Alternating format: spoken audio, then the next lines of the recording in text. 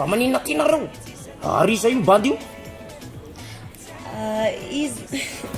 izy dadan'olona miarakamo ay mo valy mahafantatra rosea raisy olontanao fa hoenina be ao izy io any dada mpanakanto e ay mahafinaritra be zany ohatra ny tena fahitako marinanao a iza moa sy teo asolo basta layona kay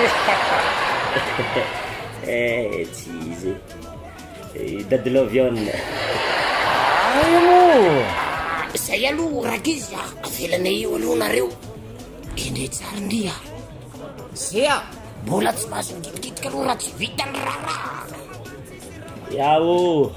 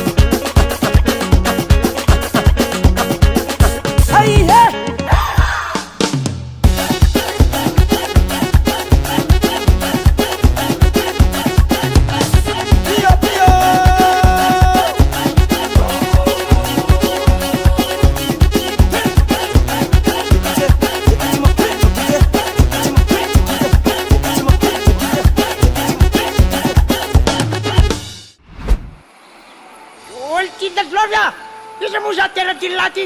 Reny lasa vadillah. Vadillah.